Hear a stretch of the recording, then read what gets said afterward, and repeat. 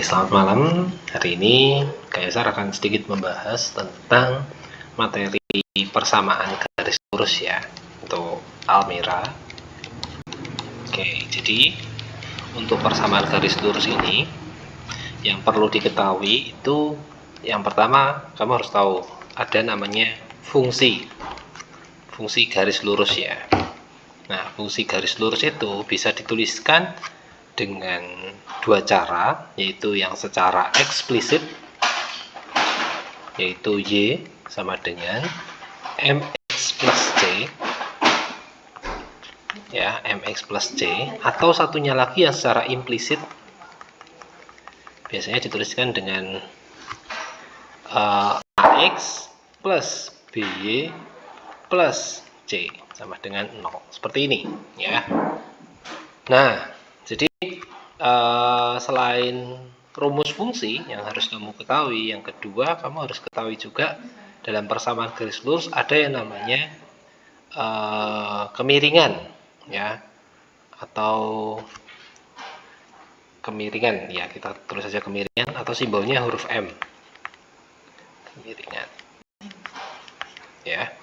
Nah, untuk mencari kemiringan sendiri biasanya kalau kita sudah tahu fungsinya dalam bentuk Y sama dengan mx plus C, berarti kemiringan atau gradien ini biasanya ada di sebelahnya variabel X ya. Tapi dengan catatan Y-nya itu harus sudah Y, tidak boleh ada angkanya lagi, tidak boleh ada koefisiennya di situ ya. Jadi misalnya kamu punya Y sama dengan 3X plus 5. Nah, berarti gradiennya berapa? Ya, gradiennya ini yang di sebelahnya huruf X. Gradiennya adalah 3. Oke.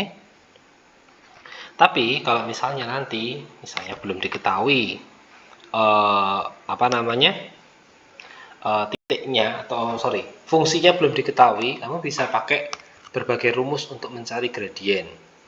Yang pertama, jika dua titik tapi titik yang pertama itu ada angkanya, disimbolkan X1 sama Y1, yang satunya adalah dari titik 0 dan 0, jadi pas di tengah-tengah ya, perpotongan antara sumbu X dan sumbu Y di sini.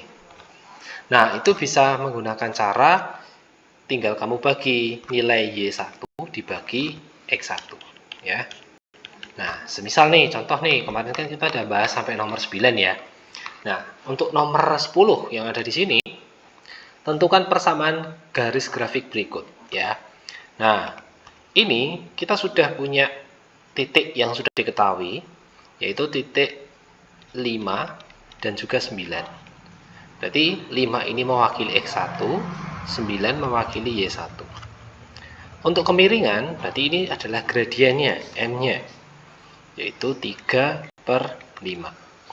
Nah, untuk menyelesaikan soal nomor 10 ini, kita menentukan persamaan garisnya. Maka, yang sudah diketahui kan ada satu titik dan juga gradien. Maka kamu harus menggunakan rumus yang Y min Y1 sama dengan M dalam kurung X min X1 ya. Jadi kita gunakan Y min Y1 sama dengan M dalam kurung X min X1. Kita masukkan angkanya. Y1 nya 9, berarti Y dikurangi 9 sama dengan 3/5 dalam kurung X min X1 nya berapa? 5. Oke, seperti ini ya. Nah, kita hitung yang di sini ya. Ini kan ada angka 3/5 ya. Dan di sini ada tanda dalam kurung, otomatis kita harus kalikan masing-masing. 3/5 kali X. Hasilnya 3/5X. 3/5 dikali negatif 5. Nah, ini kan boleh dicoret ya, 5 bagi 5 kan 1. Berarti hasilnya adalah negatif 3.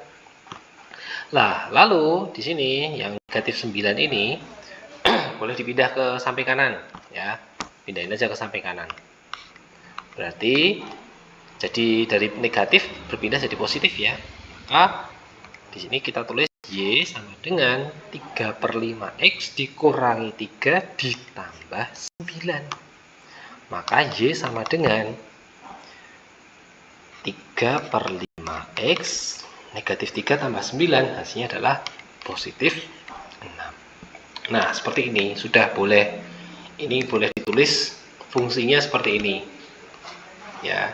Jadi ini fungsi yang secara eksplisit. Ya, eksplisit.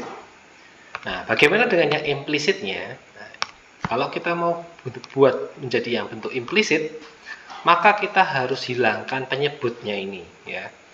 Berarti kalau kita mau hilangkan penyebut 5-nya di sini, otomatis kita perlu kalikan semuanya dengan angka 5. Jadi Y kali 5 berarti berapa? 5Y kan. Terus 3/5 kali 5 berarti tinggal 3X. 6 kali 5 hasilnya 30. Nah, kita pindahkan ke sebelah kiri semua. Berarti hasilnya sama dengan negatif 3X karena dipindah ya. Dari positif jadi negatif. Ditambah 5Y. Ini juga dipindah, berarti jadi di kiri. Negatif 30 sama dengan 0. Nah, ini juga boleh. Kalau seperti ini dalam bentuk fungsi implisit. Oke. Sampai sini, apakah sudah cukup paham? Oke ya, kita lanjut. Nanti boleh di pause kalau misalnya masih kurang paham. Berikutnya, untuk soal yang nomor berikutnya ini, ada sebuah persamaan garis lurus. Dan di sini garis L sejajar. Ya. Berarti kamu harus cari dulu gradiennya ya. Kamu cari gradiennya. Nilainya kan 5X dikurangi 4Y ditambah 3 sama dengan 0. Oke, sekarang kita pindah. Yang X sama 5X ini kita pindah ke samping kanan. Dan juga 3-nya juga kita pindah ke sebelah kanan. Berarti nilainya berubah jadi negatif ya. Tapi yang negatif 4Y-nya tetap karena nggak dipindah.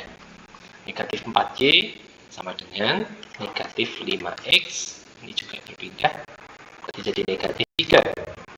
Nah, kita buat ini kan masih dalam bentuk negatif 4Y. Berarti Y-nya 4-nya kita pindah nih. Berarti jadi pembagian nanti. Jadi Y sama dengan negatif 5X min 3 negatif 4. Nah, arti ini kita bagi semuanya ya. Jadi Y sama dengan negatif 5 bagi negatif 4X dikurangi ini